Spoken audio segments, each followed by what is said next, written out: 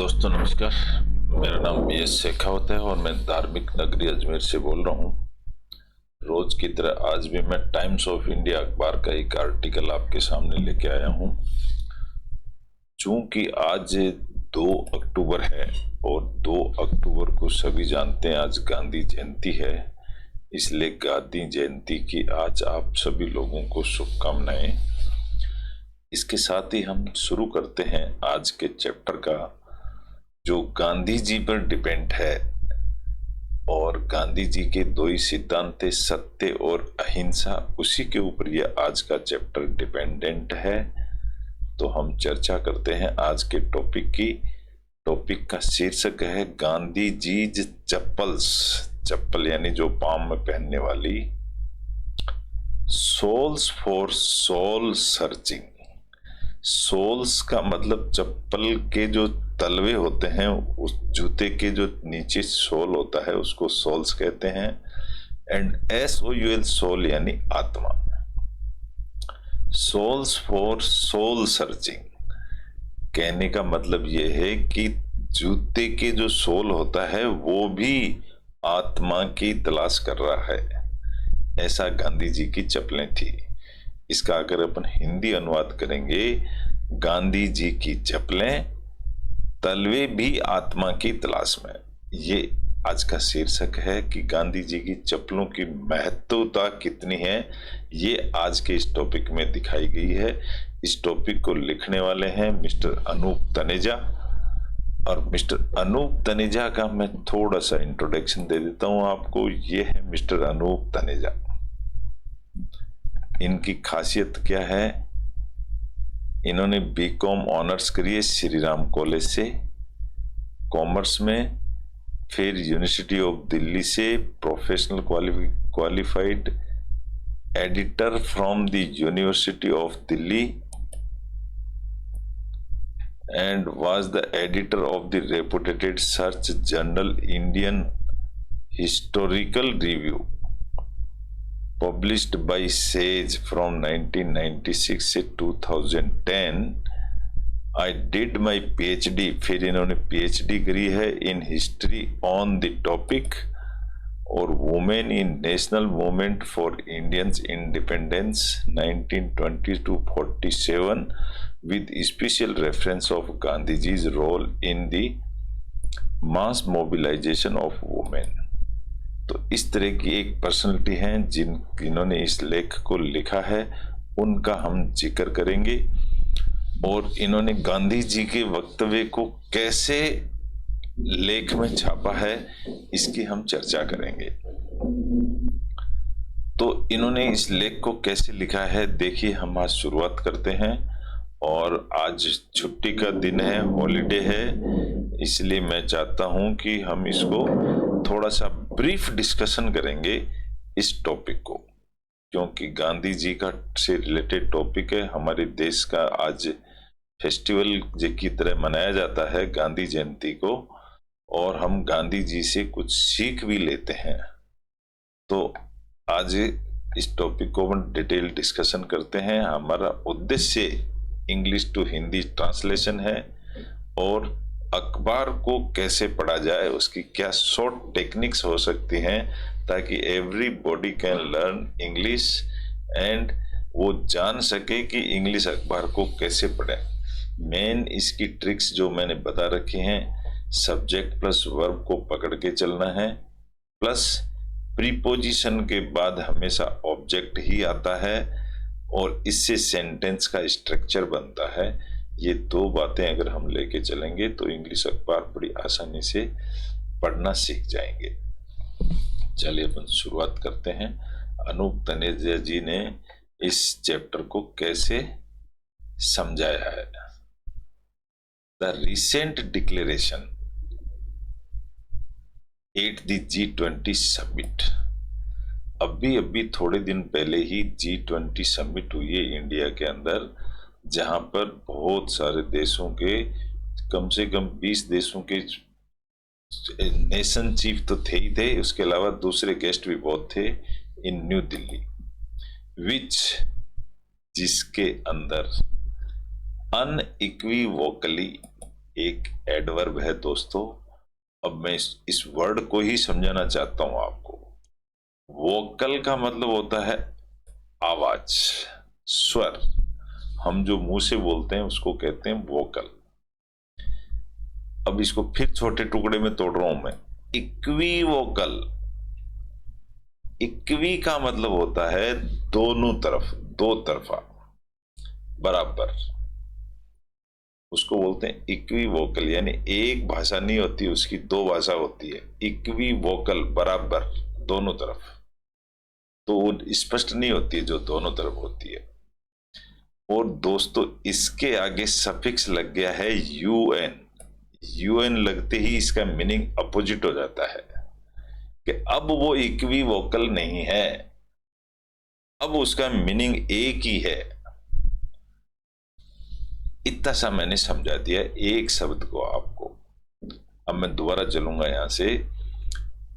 G20 में क्या हुआ? विच अनइक्विवोकल, यानी बिना डबल रास्ते के, बिल्कुल फिक्स एक ही रास्ते पर होते हुए, कंडेम्ड। कंडेम्ड का मतलब होता है उनको दोषी ठहराना, टेररिज्म को, इन ऑल इट्स फॉर्म्स, सभी परिस्थितियों में, सारी शेप में, एंड मैनिफेस्टेशंस, हाईलाइट्स, हाईलाइट कर दिया है। दैट, क्या हाईलाइट कर दिया? अहिंसा। अहिंसा the core of Gandhi, Gandhian idealism. Idealism का मतलब गांधी जी का जो आइडिया था उसको क्या कर दिया? हैज एज्यूम्ड, ये वर्ब है, has assumed V3 even greater relevance. Relevance का मतलब होता है संबंधित। टुडे, आज अहिंसा को बहुत महत्व दिया गया है। G20 में भी। इसका टोटल मीनिंग ये होता है, अगर हम सब्जेक्ट प्लस वर्ब को पढ़ेंगे तो बहुत अच्छी तरह से समझ में आएगा। और अब बहुत ज्यादा टाइम खराब नहीं करेंगे, इसलिए मैं आपको शॉर्ट में समझा रहा हूं, लेकिन अगर आप इनका मीनिंग समझ जाएंगे तो बहुत अच्छा होगा। आगे देखिए क्या लिखते हैं। एलाबोरेटिंग। एलाबोरेट का मतलब होता है बढ़ाना, किसी चीज को आगे बढ़ाना। On this spiritual ideology. Spiritual का मतलब आध्यात्मिक।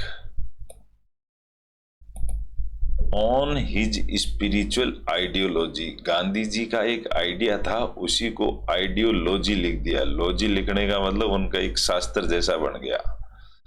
ऑफ, वो क्या था? Ideology of truth and ahimsa. Truth and ahimsa का ही उनका आइडिया था। गांधी जी सेड, गांधी जी ने कहा, truth is my religion. Truth जो है, सच्चाई, ये मेरा धर्म है। And ahimsa is the only way to its realisation. और अहिंसा एक वो रास्ता है जिससे इसको रियलाइजेशन, महसूस किया जा सकता है। तो उनका मेन धर्म है अहिंसा, ट्रुथ, सच्चाई पर टिके हुए हैं।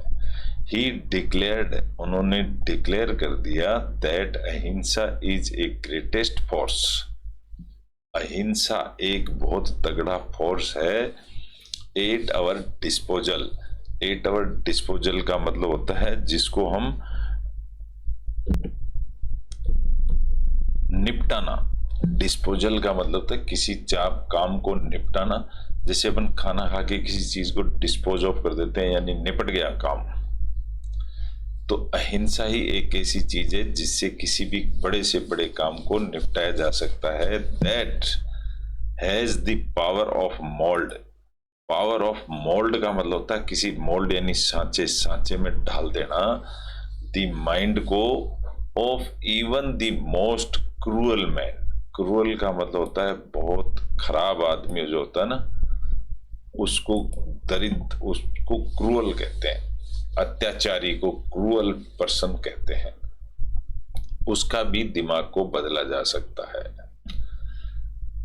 गांधी बिलीव्ड, गांधी जी बिलीव करते थे दैट ए हम्बल मैन, कि एक humble man who is humbler than the dust, जो humbler than the dust, dust यानी धूल, जो धूल से भी ज्यादा विनम्र, हम्बल का मतलब होता है रिक्वेस्ट, भाई विनती करने वाला, विनम्र।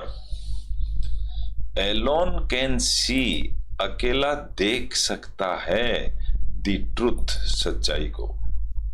द सीकर, सीकर यानी तलाश में जो आदमी रहता है, ये कई बार आ चुका है ये word.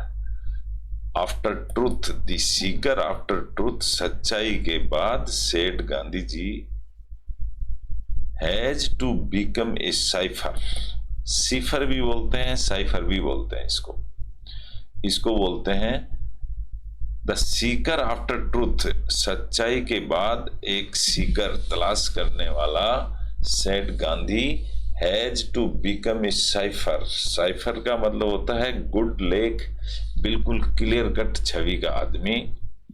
If you would swim, would का मतलब हो गया विल की पास्ट फॉर्म है वुड, लेकिन इससे एक ये भी होता है, अगर डाउट होता है तो हम उसको वुड बोलते हैं। इफ यू वुड स्विम, ये फ्यूचर में चला गया है। अगर आप तैरोगे on the bosom of the ocean, कहां पर तैरोगे? बॉसम का मतलब होता है छाती, सीना, सीना ऑफ द ओशियन, ओशियन यानी समुद्र के ऊपर अगर आप तैरोगे, ऑफ ट्रूथ, सच्चाई की truth, you must reduce your self, तो आप रेड्यूस मतलब आप अपने आप को बहुत छोटा सा कर लोगे, कहां तक? टू ए जीरो, जीरो तक। एक्सप्लेनिंग द ट्रांजिशन, एक्सप्लेन यानी समझाते हुए, द ट्रांजिशन, ट्रांजिशन का मतलब एक जगह से दूसरी जगह किसी चीज को ले जाते हैं, that is called transition. From the notion यानी जानकारी, ऑफ ट्रूथ, सच्चाई की, टू दैट ऑफ अहिंसा, गांधी जी सेड, अहिंसा एंड ट्रूथ आर सो इंटरट्विन्ड। इंटरट्विन्ड का मतलब होता है आपस में गुथे हुए हैं, उलझे हुए हैं। अहिंसा एंड ट्रूथ आर सो इंटरट्विन्ड, वो ऐसे एक दूसरे में जो गुथे हुए हैं, दैट की they are practically impossible to disentangle. Entangle का मतलब होता है फंस जाना, और डिसएंटेंगल का मतलब फंसना नहीं, बिल्कुल सेपरेट, अलग अलग होना। तो बताते हैं कि अहिंसा और ट्रुथ इस तरह से गुथे हुए हैं एक दूसरे में कि that they are practically impossible to disentangle, उनको अलग करना बहुत मुश्किल काम है।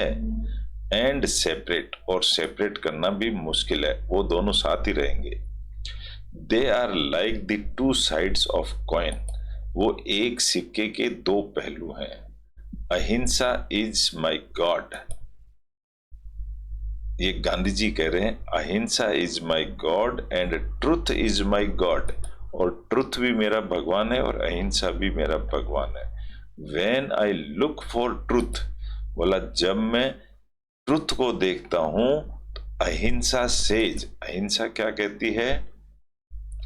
Find it out through me. Find out का मतलब होता है खोजना, और यहां इट बीच में आ गया, आउट ये एक फ्रेजल बन गया। दोस्तों इसको एक फ्रेजल वर्ड कहते हैं। फाइंड इट आउट, इसको खोजो, थ्रू मी, ये मेरे द्वारा ही मिलेगी आपको। वेन आई लुक फॉर अहिंसा, और जब मैं अहिंसा की तलाश करता हूं, तो truth says find it out through me, तो उस समय ट्रुथ कहती है कि ये मेरे द्वारा मिलेगी। इसका मतलब ट्रुथ एंड अहिंसा दोनों एक ही सिक्के के दो पहलू हैं, दोनों साथ ही रहते हैं। थस, इसलिए फॉर गांधी जी अहिंसा was not a part of political expediency. Expediency का मीनिंग आप समझिए। एक्सपेडिशन का मतलब होता है खोज या कोई अभियान, कैंपेन, उसको कहते हैं एक्सपेडिशन। एक्सपेडिशन से ही एक्सपेडियंसी बनी है। यानी एक्सपेडियंसी का मतलब होता है किसी चीज की तलाश कर ली, नाउन है ये। बट हिज रिलीजन, उनका रिलीजन है ये। गांधी जी अहिंसा was not a part of political expediency. ये जो अहिंसा है ये कोई पॉलिटिकल मैटर नहीं है, बट हिज रिलीजन, ये गांधी जी का धर्म है। क्रीड गांधी जी का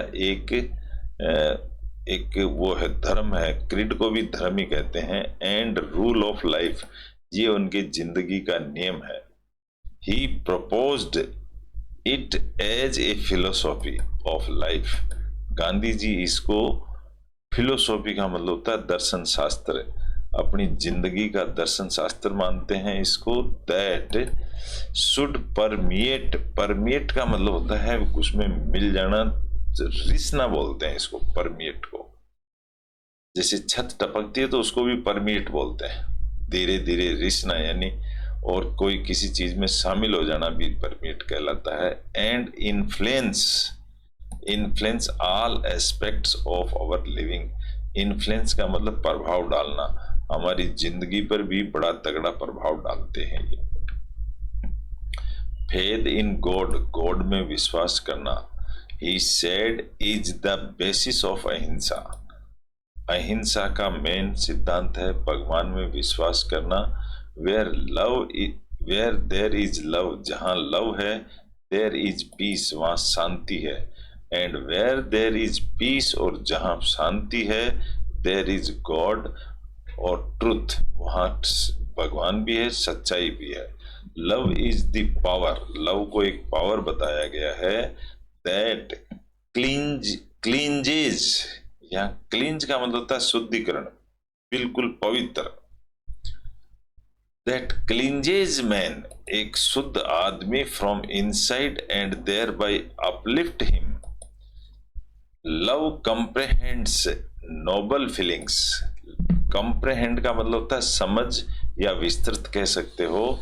Nobel feelings such as compassion, compassion यानी दया, फॉरगिवनेस यानी भूल जाना, टॉलरेंस सहन करना, सिंपैथी दया, एंड काइंडनेस भी दया ही है।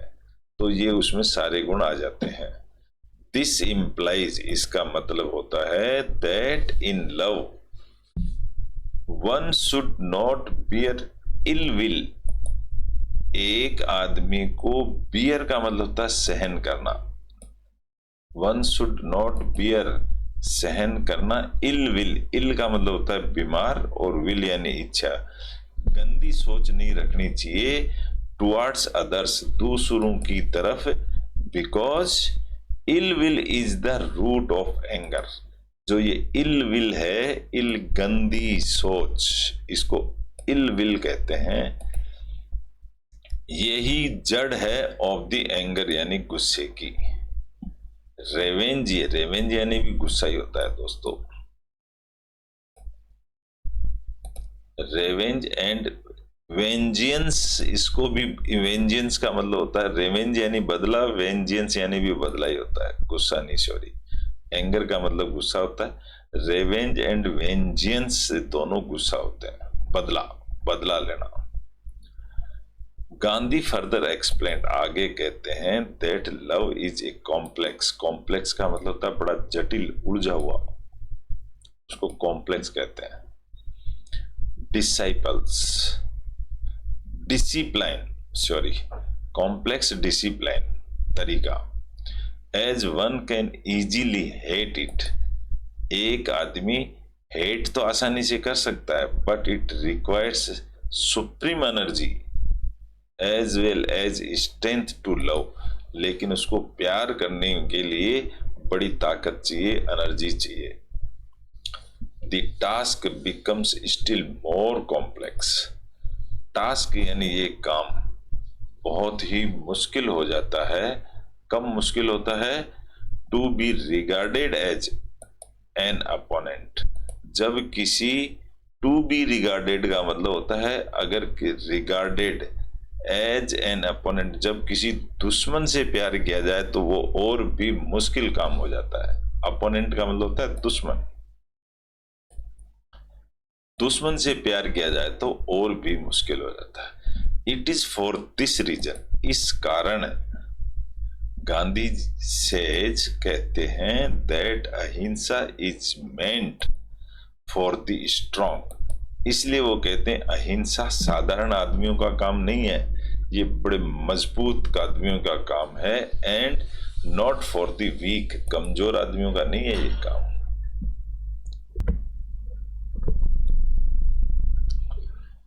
अहिंसा इम्प्लाइज का मतलब है that there is no violence, वहां कोई भी उल्लंघन, वायलेंस का मतलब होता है उल्लंघन नहीं होना चाहिए इन थॉट, विचारों में, वर्ड शब्दों में, और डीड काम को बोला जाता है काम में, and finally no loss of temper, ना ही गुस्सा करना चाहिए।